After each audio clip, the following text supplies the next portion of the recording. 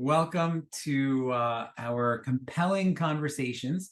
This is a series that we began last year. The inspiration was from Mrs. Deutsch and Mrs. Wasser to have a forum to engage parents on the topics that they want to discuss the topics that are most relevant. So we've already had a compelling conversations about cell phone use that still generates quite a bit of discussion. And today, of course, the topic of the day is how to talk to our children about the matzav in Eretz Yisrael. By way of introducing our speakers and our experts on our panelists today, I wanted to just share a thought. It's interesting about when we discuss the idea of trauma. I learned this directly from Dr. Blumenthal, that when it's about how long a person spends and how they respond to the negative stimulus. So how long they spend dealing with it, how big of an impact it does. Do you have someone that you can talk to about it? Do you not? How damaging is the event?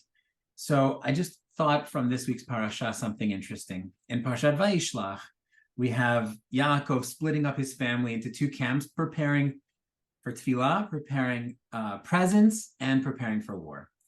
And the question that I guess is most relevant for us is, what effect did that have on his children? Specifically the war, preparing for the war. What effect did that have on the Shvatim? So what's interesting is that all of the Shvatim have this inherited, it seems, you can say, some inherited trauma as it relates to Esav, the enemy, as it relates to the enemy's power and what he's able to do. He does lord some psychological power over the tribes. And you see this in one of the last events in Parshat Vayechi, because Yaakov has passed on and it's time to bury their father. But the terrifying figure of Esav blocks the entrance to Ma'arat HaMachpelah. The only one who can take action is Hushim ben Dan, someone who is literally deaf, and he was not exposed. He could not hear the lore. He could not hear the trauma. He could not hear about how devastating a figure Esav was. He sees someone who is halachically stopping the process of burying somebody. He sees someone who is worthy of the death penalty, and he just takes action. The thing that the brothers, the Giborim, the Giborei Chayil, could not do. And I think that's a powerful thing. The stories we tell, the things that the children pick up on, what they hear, how they hear it, can be quite difficult and can be quite impactful. And I think that what we need and what we're looking for is guidance. What are the words? How do we say these things? What should we be talking about? What's too young? What's too old? And so it really is such an honor and a pleasure to have Dr. Norman Blumenthal, Dr. Carly Namdar here with us. And really, we're going to have like a conversation here. This is a webinar, but we are recording it. And so we will be able to send this out to everybody, to our community. Those who are not able to attend. But if anybody we have questions already prepared, but if anybody has any questions that they would like to submit, please go ahead and do so, especially as we open this up and start our discussion. I guess I'll turn to the panelists now, and just again, thank you both for taking the time. I know that you are extremely in demand, and the work you're doing for Am Yisrael. First of all, if you're not yet in terms of the phone calls you're getting, besides getting the most difficult, I hope you're also getting the thank yous and the flowers that you deserve for the work that you're doing. So thank you for joining us tonight, Dr. Blumenthal and Dr. Namdar. Okay, I guess I want to make sure everybody, Dr. Namdar, I think you're on mute. Okay, so I guess, Dr. Blumenthal, I'll start with you. Our first question tonight is, since the start of the war, so much has been happening and things seem to be changing daily. Things that were of concern in the beginning. We certainly had best practices about how to deal with this in the beginning and try to make this time meaningful for our students. But I don't know that anybody saw this as a protracted engagement the way that it's now ongoing. Um, I guess at the moment, what would you say are the most common questions that you're receiving? Okay, so let me thank you and Ms. Wasser and Ms. Deutsch for Dr. Wasser and Ms. Deutsch setting this up. Hank makes our job easy. It's such a school that's so psychologically minded and with such care for the emotional well-being as well as the academic achievement of their students that it's always an honor and pleasure to work with you. So how has it changed? It's interesting. Time in a physics way is a set amount of time. There's 60 seconds in a minute and there's 60 minutes in an hour, and yet time can also be perceived and time can be experienced. There's that famous Gemara in Talmud Yerushalmi that they during the Churban they miscalculated when the Churban took place, and I believe it's Rashi says right there, or the Mepharshim say that when you're traumatized, your time frame is thrown off. I don't know about anybody else, but I think I'm probably representing a lot of people that October 7th seems like a century ago. So much has happened, and so much has changed that it doesn't feel like just a few weeks, which it really is. I'd have to say that there are many ways in which this issue has changed, and I don't want to belabor the points. I have spoken about that on other forums, but I would say probably the most dramatic way which has changed is that's across the ocean. It has gone from a trauma that we have felt in an immediate way because of our kinship with Eretz Israel, but was taking place in Eretz Israel, and it is now in our backyard. And it's now in the neighborhoods that we live in terms of the dramatic increase in anti-Semitism. I know that West Hempstead itself has had a number of incidents. Thank God, none that they were all property damage, but that still hurts, and that still brings it into, your cloistered area, into your cocoon. And I think this is what's happened the most in terms of all of us struggling with how we explain it to our children. How do we ensure our children's safety? I think even more recently, because this is almost changing on a weekly basis, there's a lot of both pain, that odd mixture of pain and pleasure over the release of the hostages. There's the pleasure that families are reunited, that Jews have been emerged from these torturous prisons to be reunited with their family. On the other hand, it does sort of represent to many like a sort of defeat, a buckling under the pressure, and of course the coverage from the media that has made these violent, debased enemies of ours look like such righteous people who are so charitable after they kidnap someone that they give them back. And I think the other thing that's happening, even if I think in a more immediate way, I think the two issues that are coming up, that if I'm talking about like what the calls and the requests we're getting in the last few days, is I think people are tired. I think they're emotionally spent by these few weeks of everything that we have been through. And a lot of people are struggling with life not only going on, but how do we celebrate happy occasions? There's a lot of almost like a foreboding sense of Hanukkah coming. How are we going to celebrate Hanukkah? Can we celebrate in the same manner and fashion that we had in the past? How do we commemorate a miraculous saving and redemption when we feel this is so lacking now? So I think if we go to really cutting edge, I think that's what's on people's minds. Beautiful. Yeah, I was going to say, Dr. Blumenthal, here in West Hempstead, we certainly have had a couple of those incidents. But even like walking to shul with my children, they see these signs. I have the hostages on magnets on my car. We have them on our lawn. Some of the shuls put them on in the lobby, made a Shabbat table. And then, just when you're explaining to the kids, you get through explaining to them like what this is in a way that you think makes sense, but we're not really sure if we're using the right words. You find out that a sign was ripped down, or multiple signs were ripped down. So now what does that mean? So yeah, I think that's what we're struggling with. Dr. Namdar, can you tell us a little bit about, maybe you can explain what OHEL does, and then while you're explaining it, you can tell us the work that you're doing in schools, and specifically what it is that you've been seeing and helping schools do since the war began. What seems to be kids' most, the biggest fears, and And if you have a chance, maybe to also address teachers, because like I certainly have been, hearing a lot of teachers' fears as well.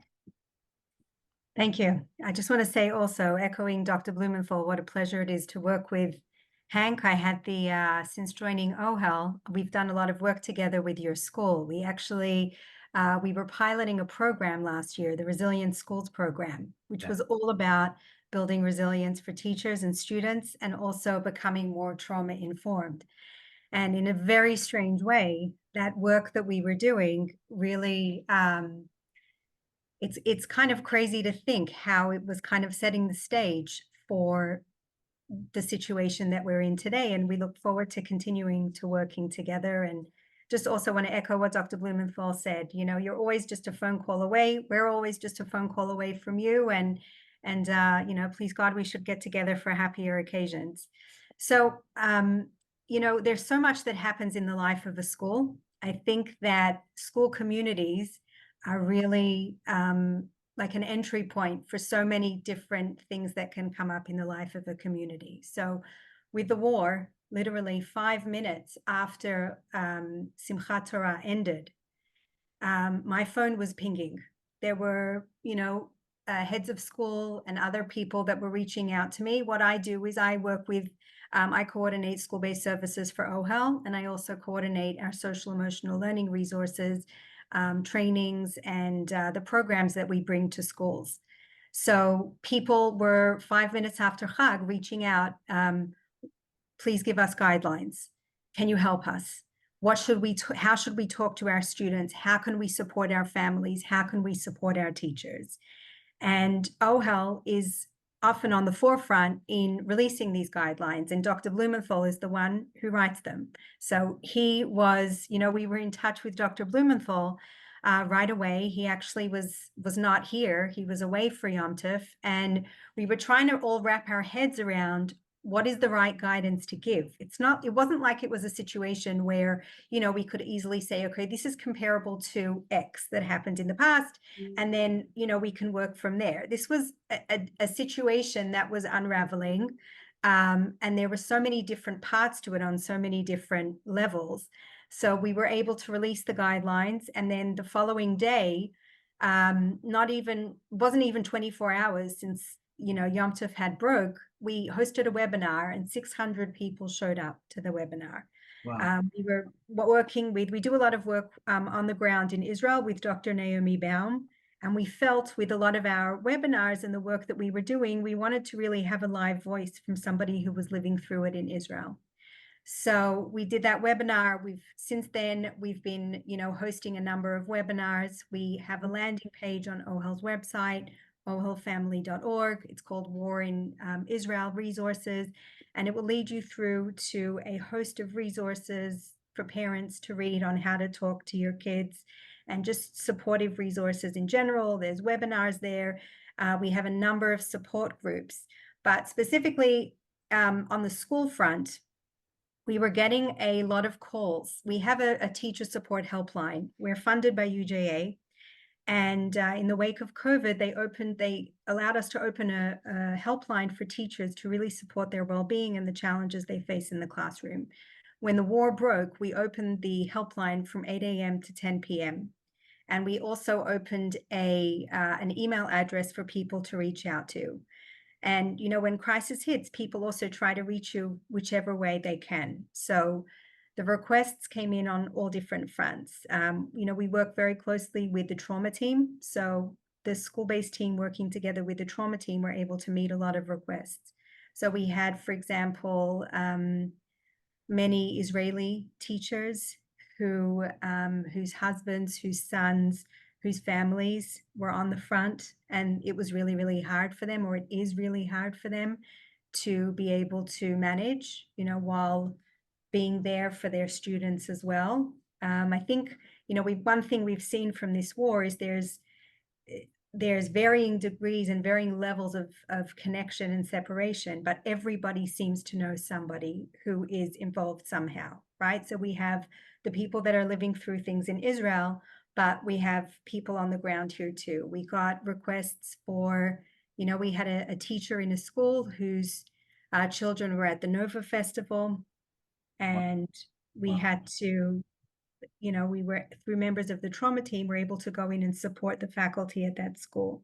Right. We got calls from, social workers, mental health professionals in schools, where siblings of students in school who were lone soldiers had passed away. How do we notify the families? We had, I could go through so many different requests. I think at the moment, requests are also turning to, there are Israeli families who have come to America. How can we help them integrate and adjust? Right. There's so many different levels. But thank God we were able to mobilize, and we were really able to respond. And I think one of the things that I mentioned earlier that I'd love to be able to talk about briefly is, there's the trauma response, and then there's also the preventative work. And very interestingly, well, it's not interesting considering the horrible events that are unfolding in Israel, but we were getting ready to launch the Inner Space Resilience Workbook that we had put up, I had met with you and your team about. Yeah. And the original workbook was developed in Israel to help children process traumatic events, the terror attacks that were happening. And it went through a number of revisions.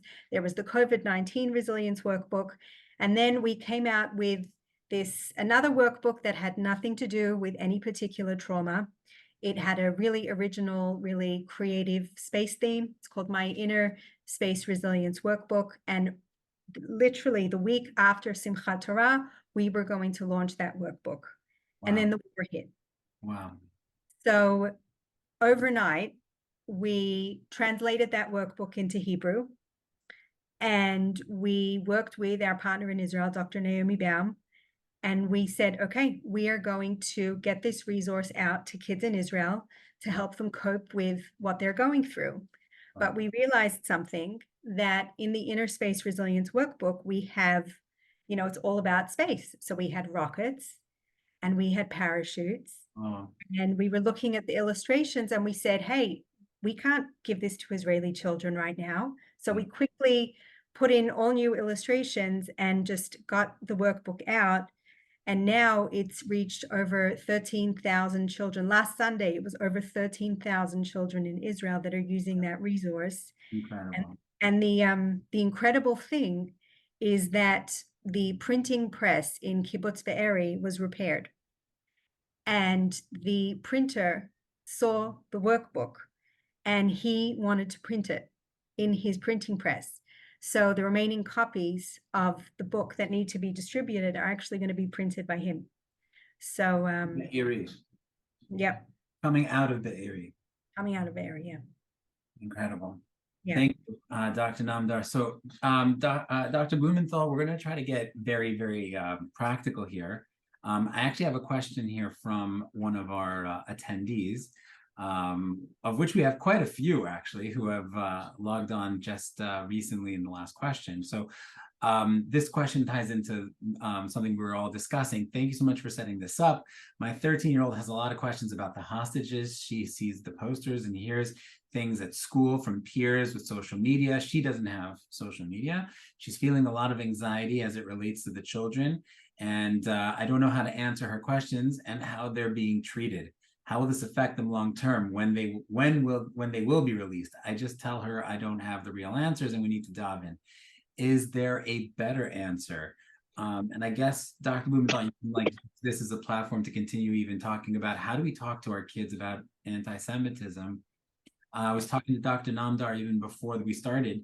I just heard about I know we know our third and fourth graders they play on this app called Roadblocks.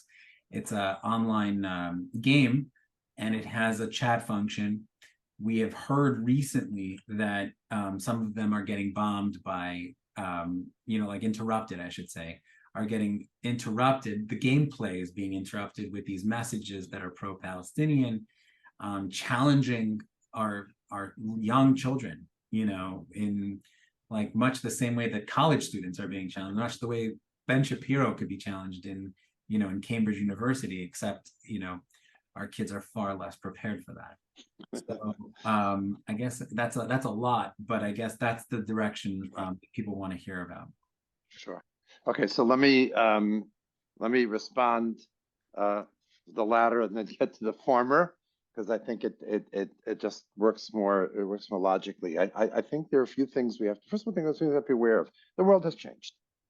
It's not the same world it was on October 6th. And as much as we want to go back, maybe turn the clock back, and we want to give ourselves and our children the level of security and safety and insulation from hatred that may have existed before that, it's changed. It's a new reality. It's a new world. And that's the way life works. I often tell people the clock moves forward. It doesn't move backwards. And Hashem has created a world that evolves and that changes. And sometimes, God willing, changes for the better, and very often changes for the better. And sometimes it changes, from our perspective, to the worst. So we have to not try to hold and cling to the past. We have to try to live in our times and deal with reality as it exists right now. And that's there is a new reality. There is much more vociferous anti-Semitism, Jew hatred, very often cloaked behind freedom for Palestine. And as we know, most of the people making all this noise don't even know probably where Palestine is or what any of the issues really are. Many people feel that dormant anti-Semitism has been unleashed, and it is a new world. So we have to be realistic, and we can't hide it from our children. We're not doing them a favor, because it requires different sensibilities, different types of ways of protecting ourselves and guarding ourselves. So we deal with the reality. Yes, there is a reality out there. There's a lot of hatred for us. The other thing that we have to explain to our children is that this hatred is not rational. It's not one that can be argued away. It can't be one that can be just demonstrated to be false. It is a hatred that is bred emotionally. It's a hatred that might be multi-generational. It could be any number of reasons. I'm not a sociologist, and I'm not going to venture to guess. But I think we all realize that this is a very passionately felt hatred and harmful wishes by many, if not most, of the people who are, Zoom bombing our kids' games and ripping, posters of hostages off, or for that matter, are, look like professors but are adhering for some of the most awful beliefs, etc. This is a new reality. Now, for one thing, what we have to tell our children, and we have to demonstrate as well, that we're not helpless. We're doing what we can about it. Now, we're not the type to go Zoom bombing, and we're not the type to go and threaten people. It's not our way. There are 300,000 people, and I was one of them. I'm sure you were as well. We're in Washington, D.C., and there couldn't have been anything more civil. And there was strong emotions, but there was civil and it was law-abiding. That's what we are. But we're not helpless. We go to rallies. We write to politicians. We place calls. We make it very clear that we're not sitting ducks, and we have to let our children know that as well. That there's obviously limitations to what we can do, but we're active. We're active in terms of self-protection as well, in terms of security measures that we're taking, etc. I've mentioned a few times, and it wouldn't surprise me. When I went to YU in the 70s, there were people who came, classmates of mine who came from Argentina. Many of you know that many of the Nazis escaped to Argentina. And I remember they're telling me that a routine part of their high school education was learning self-defense, learning martial arts. Today would be Krav Maga maybe, but learning how to protect themselves in the event of an assault. And I wouldn't surprise me if things continue along the vein they do. I hope it doesn't, but if they do, that this will become a routine part of our education, at least certainly at the high school level, where we're going to be trained to protect ourselves. So this is new reality, but I think the message has to be, we're not, as I said, we're not sitting ducks. We're not just sitting around. We're taking the necessary precautions within the rubric of our way of doing things as Jews, as people who are God-fearing people. We don't stoop to other people's levels, but we we protect ourselves, and we're going to do that. And then I think that relates very much to the hostage situation too. It's a very important question because of all the atrocities that have been committed, the one that's frightening our children the most is the kidnapping, and ironically, almost even more than the prospect of murder or something like that. It's the prospect for a child to be wrenched apart away from his loved ones, from his protectors, and being at the mercy of violent and evil people is the ultimate fear, and therefore that's going to be something that has to be addressed. I think you can tell your children that even though it did occur on that date, there has been nothing since, either in Israel, and certainly has been never anything here. We can't promise them that such unthinkable atrocities could occur. Right now, everything unthinkable is thinkable, but I think we can assure them that we have no evidence whatsoever that such atrocities are happening here. But again, when children are frightened and we can't promise them that, if they come to you in the middle of the night and the boogie monster is bothering them, we can assure them there's no boogie monster. When they have a fear that is not so totally outside the realm of reality, what we resort to is what we're doing. And again, you can assure them that we're in touch with law enforcement, that the government here in America and the police department is committed to our safety, that we're locking our doors, we have cameras, whatever you might have. You assure them that we're just, again, it almost doesn't matter what you're doing, but as long as we tell them that we are taking necessary precautions, or for that matter, if it's already connecting to those other children, that the Israeli government is putting all its resources directed towards freeing the hostages, and very much along the lines of what you said, Rabbi, in our tradition of Dor Milchama Tefillah, we're davening for them. We have refrained from the very legitimate aggression to make sure that and given away murderers that we have held in our prisons, so that the hostages can be reunited with their families. And so we've done Daran, we're doing Tefillah, and we're ready as Jews to fight for them, but to make sure that they're rescued. So again, the best thing we can offer our children is, first of all, not to deny reality. This happened, but to assure them that of the actions we're taking to ensure our safety, their safety. Yeah. If I could press a little further, and please tell me if I've got this wrong, but it sounds like you're saying almost let's take a logical approach to explaining what is, in a way that will, yes, possibly like open up to further questions, but at the same time not deny what's happening, and kind of just give them the most reassuring things that we can say truthfully. Yes. I guess while I'm asking for this answer, can you possibly also get a little specific, as if there's a different age that you would share about with children, what ages would you say this to? Sure. Middle schooler would probably sound different than somebody in second grade. Absolutely. First of all, and especially for younger children, when you're trying to give them, again, we want to give them a realistic sense of safety and security, and there is a realistic sense of safety and security that exists now. This is not post-Kristallnacht, but you have to be very cognizant of your body language, your voice tone, the manner in which you speak. Sometimes children listen when they're scared; they listen to more than the words you use. How much you talk about it. If you're going to spend an hour and a half trying to convince them that they're safe, you just told them that they're in danger, because you don't spend an hour and a half about anything else. So it's the amount of words that you use. By the way, I'll say one more thing, and I think this is important. Given the crisis we're going through, we're in the middle of a crisis. We're also indulging to some more so than we had. There are children that are regressing, children that who may have stopped sucking their thumb and now are sucking their thumb. There are children that maybe would have been properly trained not to leave their beds and come to the bedroom, and now are coming to the bedroom. And again, depending, maybe a little bit more true in Israel, but it is scary times, and we can indulge children. If you do, just make sure you make it clear to them that this is temporary.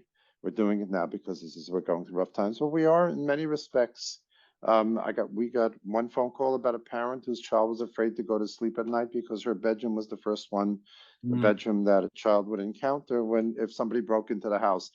Rather, in the past, we'd have said, "Well, who's breaking into your house? We have locks, we have alarms." But today, with all that going on, we said, "Look, you know what? Until midwinter breaks, sleep in a different room." But we always say it with that preface that this is a temporary arrangement, because it is scary times. I almost forgot. Was there something else you had mentioned? Oh yeah, about how do we? I'm the sorry. ages of the children. The different ages, yes, yes. The different ages will certainly make it. It'll make a difference what age they are. First of all, we're finding, I think, the most vulnerable group is the very young children, because we are not able. That was one of the mistakes we made when we started, is that we thought we could insulate these very young children from the reality. We can't. They are acutely aware of what's going on. So for these children, we really have to do that combination of validating how scary it is, and at the same time assuring them of their safety and of our protecting them. And these children are going to be different. These children have their bubble of naivete and safety has been pierced, and they'll be different. We'll take care of them. They'll be okay. It doesn't mean, I often say to parents, the difference between being affected and damaged. Our children being affected, but that's what happens as life evolves. We change with life. Elementary school age children, I think the two most salient points are they're very interested in facts, so they may come with a lot of questions about exactly what happened. Some that might seem irrelevant, like what gun are they using and how did they do this and how. But that's very typical for that age group. It's an age group that sees the world in very polarized ways, good guys and bad guys, and the good guys ought to win. And this was more difficult in the beginning when Israel was so assaulted and and harmed and really almost caught with their pants down. Yeah. Now that the Israeli army has been able to take charge again and very effectively, if you will, retaliate, or more important than retaliating, putting Hamas out of business. They haven't totally, and I don't know if they will be able to, but they've certainly made a very big dent in their operation. This has been comforting to children this age. The other thing that's very typical of some of these facts for them, you're saying, because that's what they care about in elementary school. Very typical of elementary. It's not a callousness. It's their way of coping. They have a very good way of sort of like withdrawing when they hear too much and then coming back and asking for clarity. That's very classic for this age group. So you may see a lot of that where they've had enough, they're saturated, and they run away. And then a week later, they come back and with another question.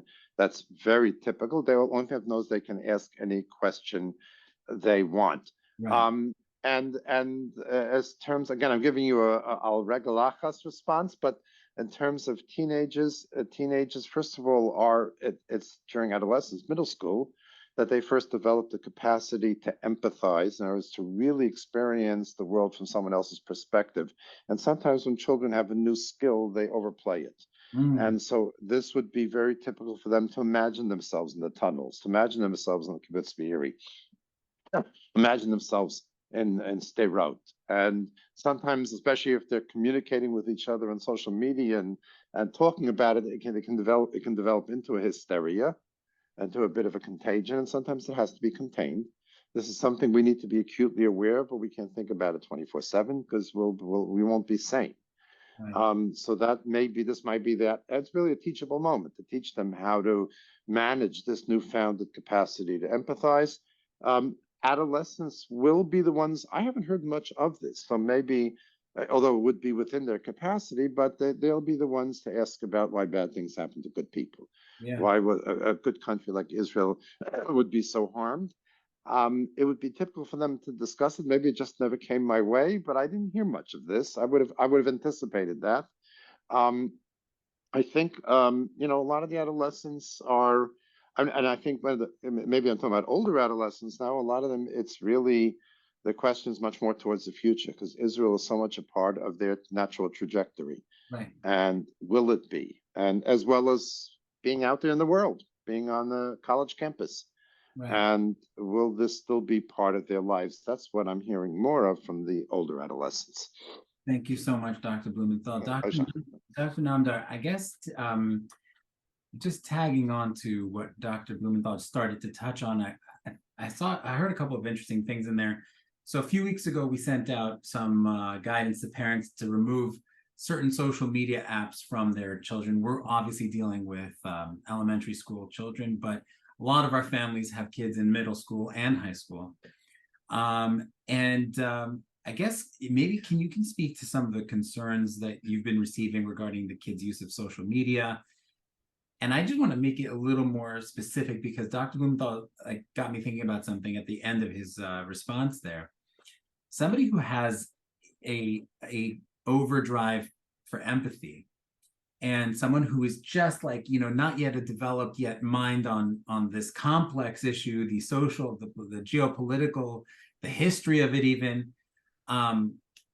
could possibly start to even hear on social media the other side, the other narrative, Israel as the aggressor, Israel is the army as the murderers, that whole narrative, and start to believe it and start to think about it in that sense.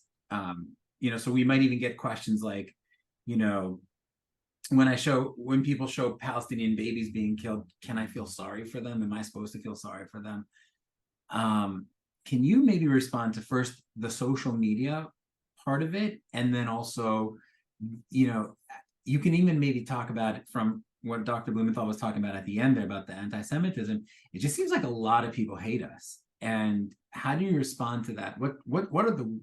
What's an approach perhaps to speak to our children about it? Because we have a particular viewpoint, and it's confusing. When the whole world seems to be shouting a very different viewpoint. Yeah, I think this also relates a lot to what Dr. Blumenthal was saying. I think that since this all started, there's been so many twists and turns along the way. And I think we really need to be there to companion our kids, whether we're the teachers in the classroom or whether we're the parents. And kids can be bombarded with so many different perspectives on social media. It really, it really depends. Once you click on one thing on your Instagram feed, the algorithm will kind of mess with you and start sending you more. So I think it's really, really important. I assume we're talking about kids up until about 5th grade, but we have parents on here who have middle school children and older children. I think when schools were sending home that message to parents, delete social media, delete all social media apps. I heard that there were schools that were coming in and putting filters on kids' phones as well. I think it was just another attempt for us adults to shield our kids from this inescapable trauma, right? Wherever you turn, Right. we were being bombarded by so many different things. And we knew that in the coming days, the really graphic footage would be coming out. And we were very worried about what that would do because, once you see something, you can't unsee it. And all it takes is, one share on a class WhatsApp or, who knew what could have come to be. But of course, when one school bans it, you have the parents reaching out and saying, well, my child is very social with other kids on something like Roblox. And then, we hear that Roblox was impacted as well. So I think, parents really know their children best. And I think that it's very important to really be in constant conversation with your child. It doesn't mean that you need to have, a really serious sit down and talk for 2 hours, like Dr. Blumenthal says. I don't think people have the bandwidth for that. I think it's just important to speak to your kids and talk to them about what do you know? What have you seen? What are your friends telling you? And you, as the parent, want to be their source of information and companion them rather than whatever they see online. I don't know if, we spoke about this on another webinar that we did, but there was a 7-year-old child who came home from school and asked his father, what is rape? And as hard as it was for that parent to be able to answer that question. God knows what could have happened if that father hadn't answered his child and that child was left to look online for the answer, right? So I think it's very, very important for us to consider, being in conversation with our kids, knowing what they're up to online. I don't know if it makes sense to completely ban them from social media altogether, but to really talk about, a healthy use of social media. And that's really hard because I think that the conversation starts with us first as the parents. Okay. I know that when my kids come, I have kids of different ages. And when my kids, I have teenagers, I have younger ones. And if I'm glued to something on my phone, or if I'm checking the news on my phone and one of my kids comes over to me, I get really cranky and irritable. And I feel like they feel like, what my mom's busy with right now is more important than me. They get annoyed that we're completely glued to it, and they tell us. I think that monitoring our own social media use in front of our kids is important. So we all have this desire to want to know what's going on, right? Can I just do a quick follow-up on that? Yeah. Just specifically, what about a child asking, because this did come up, should they be wearing their tzitzit out? Should they be wearing their kippah out? Should they be, having any, or if a girl has a large Magen David or a large Chamsa or something like that, any like clear signs of their Judaism, their Jewishness?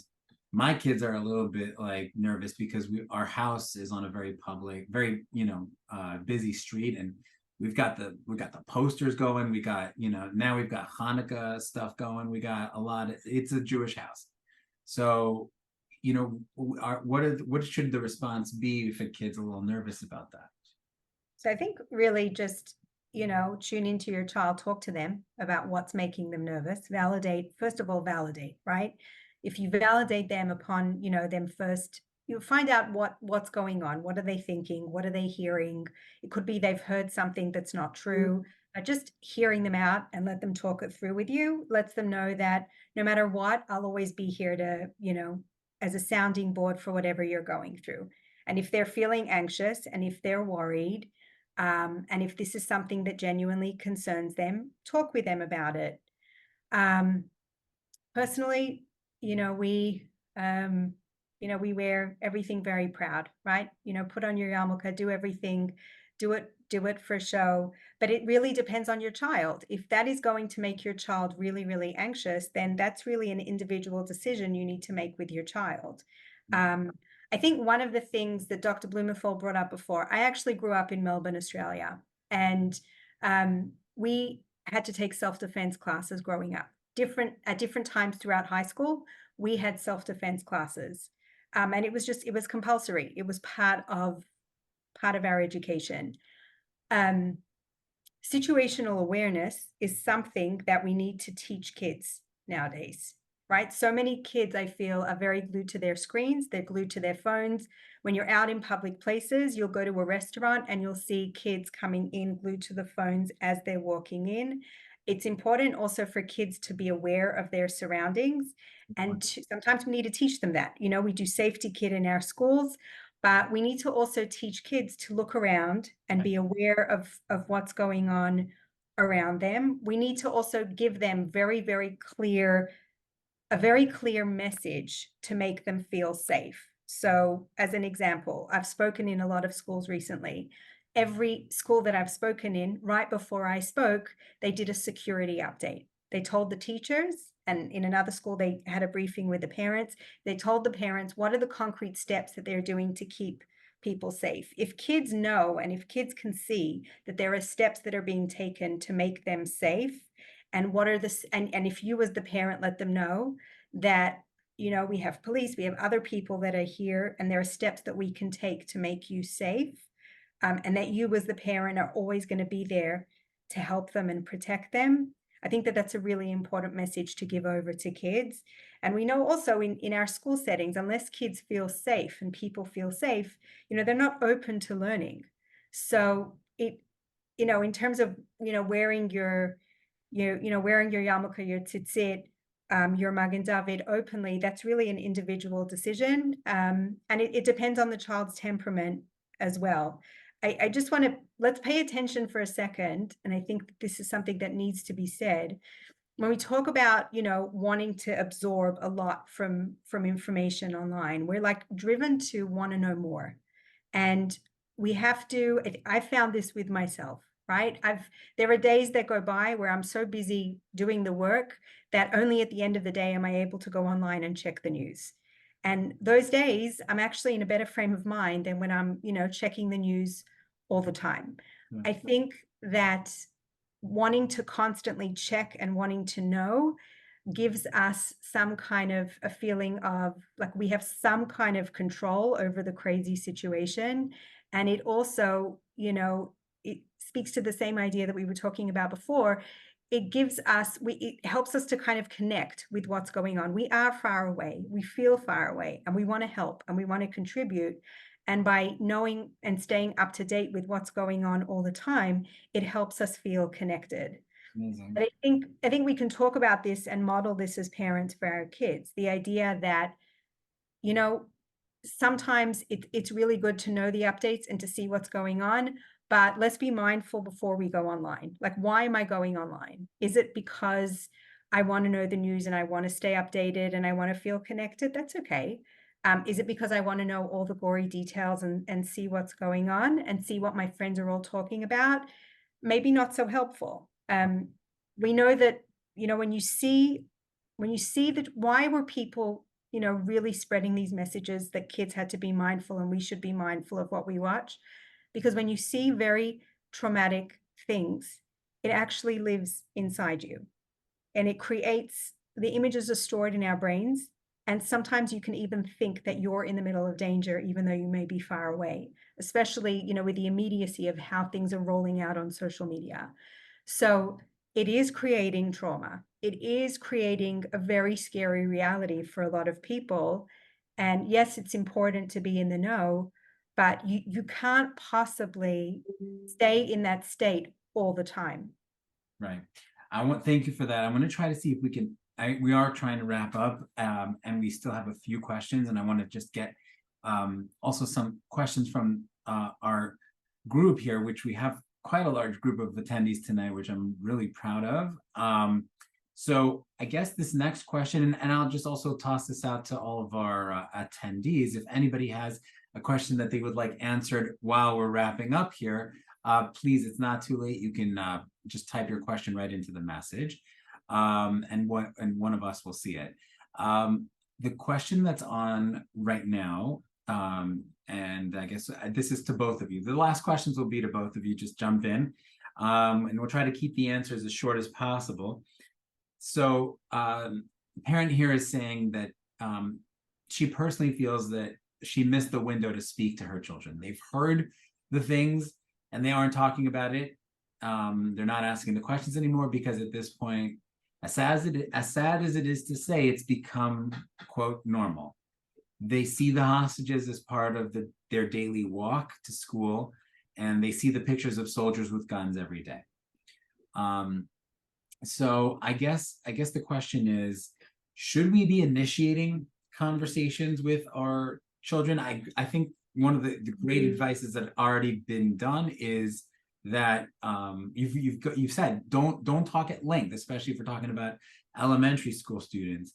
Certainly, if our children are engaging us, you've already given us great advice. Engage and give real facts, but give it in a way that shows that we're in control, we're in a good place, we're heading in a positive direction. But at this point, do you think we should be talking to our kids about this? Should we leave it alone? And then I guess tangentially, I guess I'm also interested, should our teachers be engaging with this? We've been telling our teachers really to be very supportive and very open, but we have not told them to engage. So I guess I'll take, excuse me, I'll handle the parents and I'll let my colleague, Dr. Nanda, talk about the teachers. She knows a whole lot more about that than I do. I've actually spent my life traumatizing teachers, not having, so I think it's better if she handles that question. First of all, I wanted to say something about missing the window. And, do I inform my children or not inform my children? You never miss a window. If your focus is right, and you're receptive. And if you have structured your home, as I'm sure almost all of the participants have, in such a way that there's room for conversation, there's room for give and take, and there's no questions that you can't ask, the child will provide you with a window.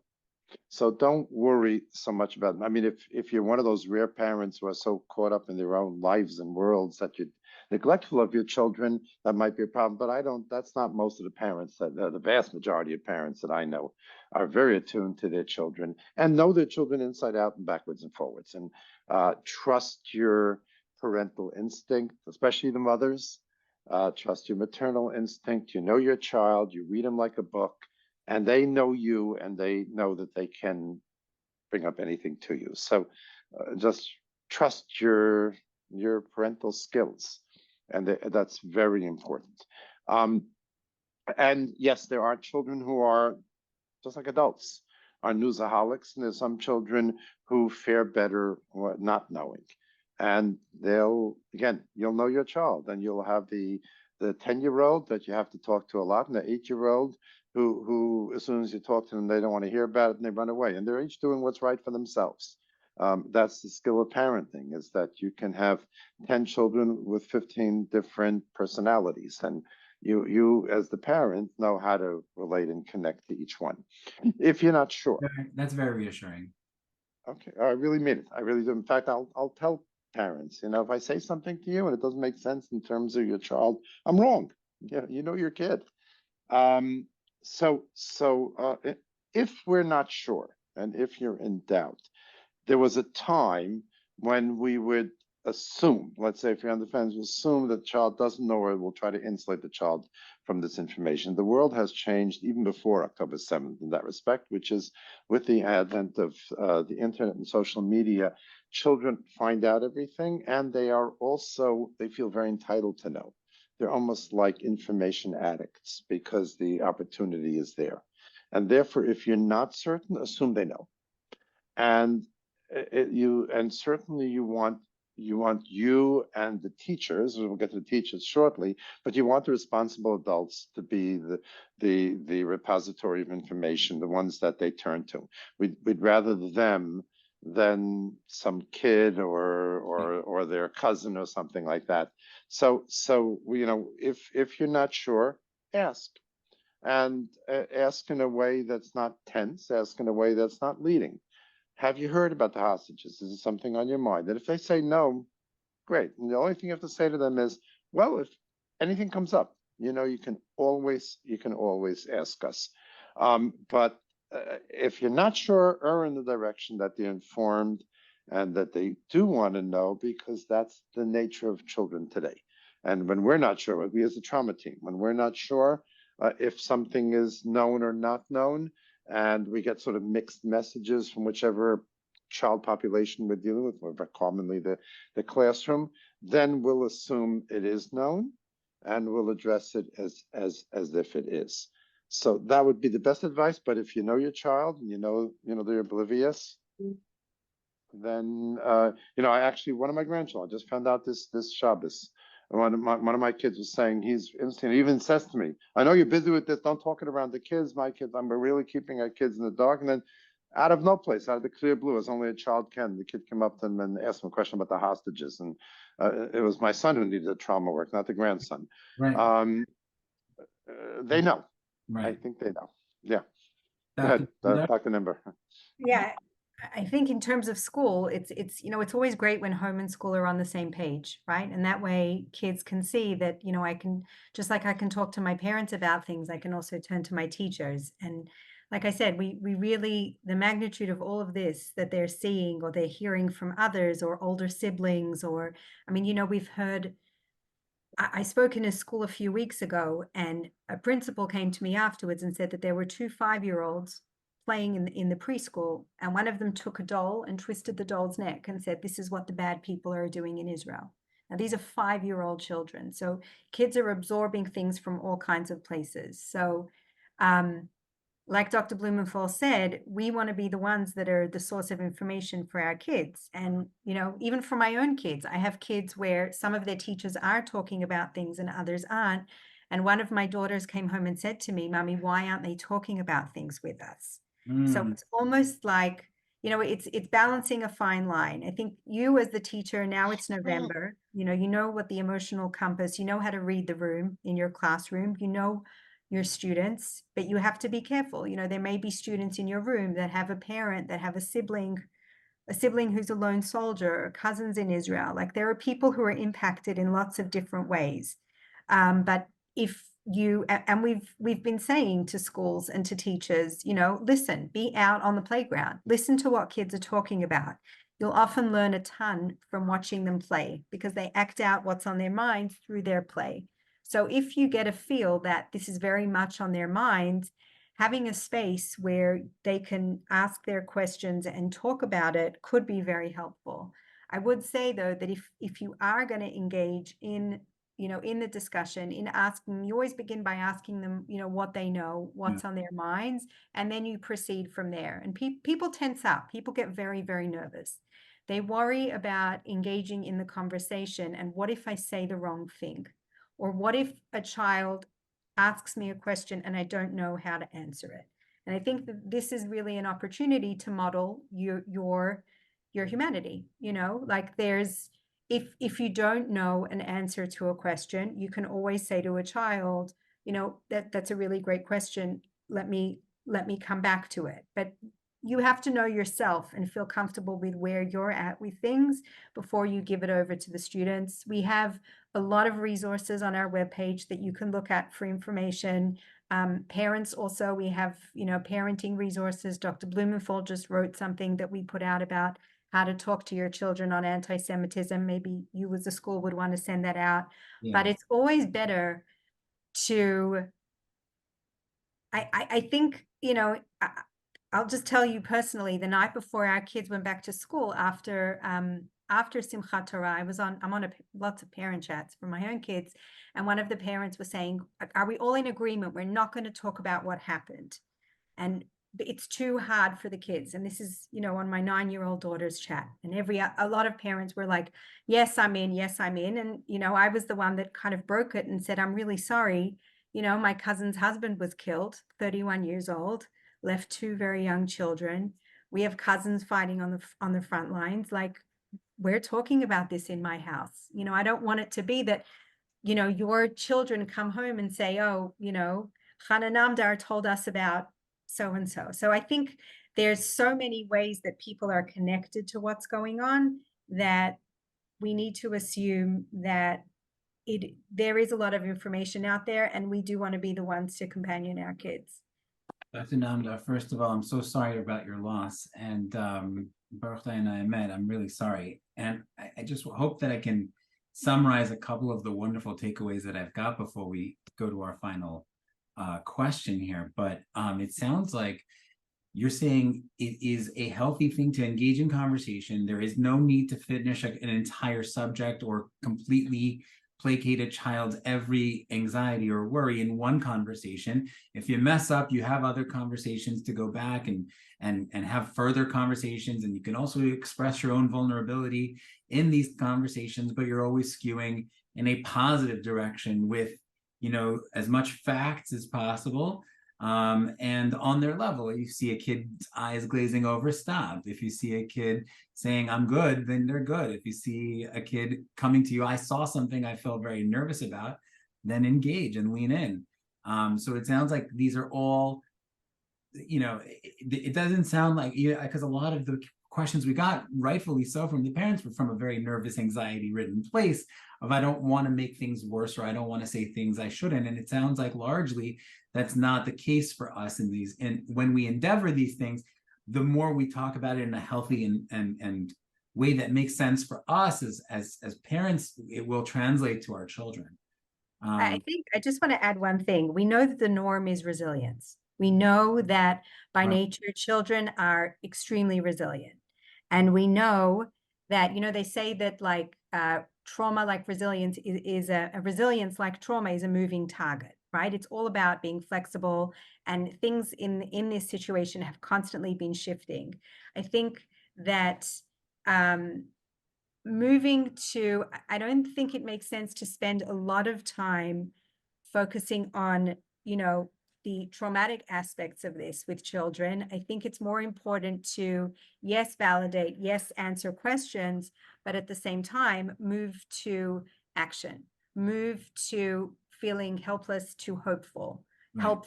What can children do? You know, there's a really great example from a wonderful school we work with in Florida, from BMA, Emma Platt, that video that was circulating everywhere, right? Of this girl that wrote a letter to a soldier. The soldier wanted to find her. They were able to connect, and you know, there's another initiative I just saw on social media, from smartphones to swords or something, you know, getting people to engage with social media for advocacy.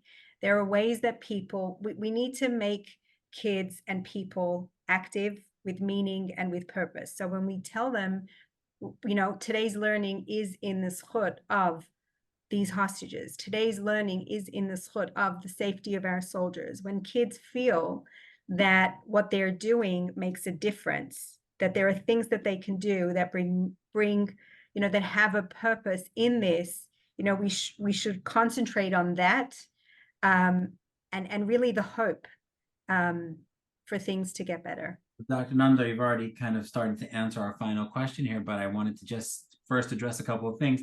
As a school, we will be sending out to our entire student body, our faculty and our parents, to say that to give out some of the resources that OHEL has already put out, as well as the latest from Dr. Blumenthal as well. We will be sending those resources out that are also already available right now, as well as a recording from this webinar for all those who were not able to attend tonight. So that will be going out. We also every Friday have been kind of adding to our Shabbat assemblies a montage of the great news coming out of Israel and the wonderful impacts that, yes, like Emma Platt, but the wonderful things that the soldiers are doing, that people are doing here in America, the tefillah, the tzedakah, the chesed that's going on. So I guess if you could, in 60 seconds or less, if you could try to, you know, students are asking about the future and what will the world look like when this is all over. If you could just maybe give over a sense of that, you know, I guess with this resiliency, you know, approach in mind, what are some of the words that we can say? Maybe this even could be a way to engage in a conversation from this angle, as opposed to what are the negative things you've heard? Oh, who's it? Guess it's my turn. Okay. I always like to quote the great theologian and philosopher Yogi Berra. Two quotes. One of them was predicting is very difficult, especially about the future. Right. And the other one is the future ain't what it used to be. And I think there is a lot of uncertainty. There's a lot of uncertainty. What does the college trajectory look like? For, you know, I know Yeshiva University is acutely aware that there's going to be a lot more applicants coming. There's probably other universities that are more friendly for attendance. What's the world going to look like? How freely are we going to allow our children to run around and so obviously Jewish? How much more oversight are we going to have? What's going to be with Israel? From anywhere from the gap year to bar mitzvahs that we want to have there maybe, or tours or teen tours. What's that going to look like? What's the country? How's the country going to heal? A lot of questions. I think what I was thinking about as I was reflecting on the question was a personal memory. I graduated YU in 1974. I was on top of the world. I graduated with a very good index. I got into one of my first choices for graduate school in psychology. I was dating a young woman who today is very happily married to a dentist. But, you know, everything was great, you know. And my parents were there. No, all right. And my mother said something to me that has stayed with me more than anything else from that graduation. At the end, she said to me, when I was in Auschwitz, if somebody would have told me that 30 years from now I'd have a son graduating from an institution like this, I would have taken him to be a madman. And I think we need to remember who we are, what we've been through, and our remarkable, Dr. Namdar talked so much about the resilience of children, our resilience as a people, our resilience as a nation, our resilience as humans. And I think we will, we're paying a price.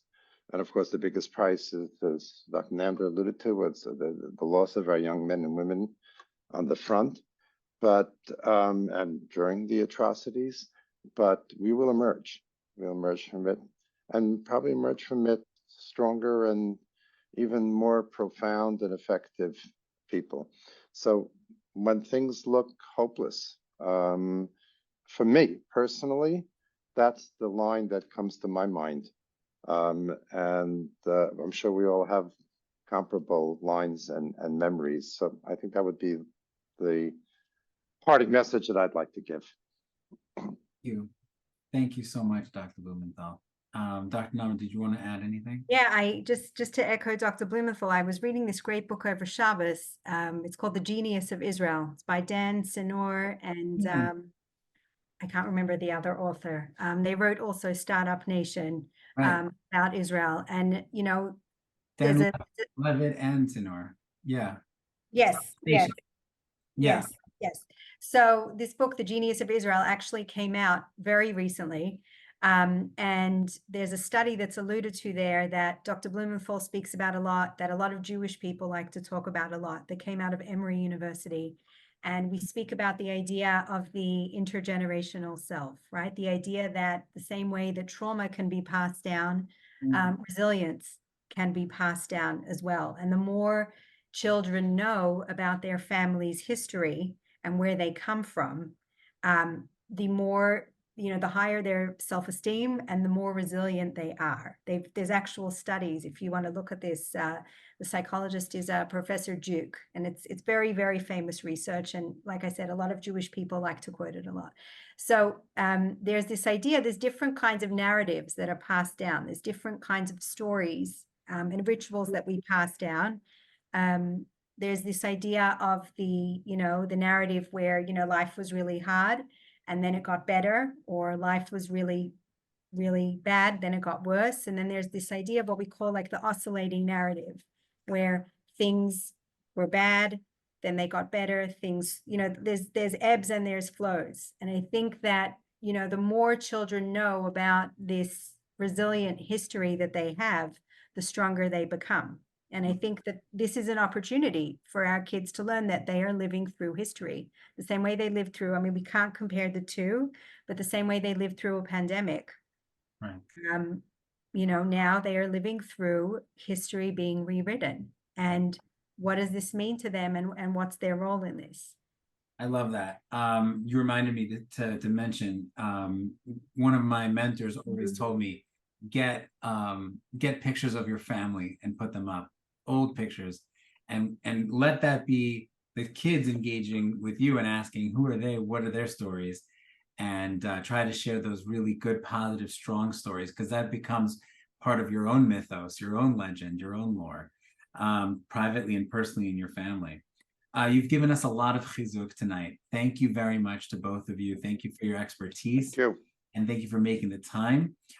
You've enriched all of us, and God willing, we look forward to, really coming out of this the way you guys just set it up, coming out of this on the other side, stronger, richer, more resilient, and certainly more aware, and hopefully more connected as a people.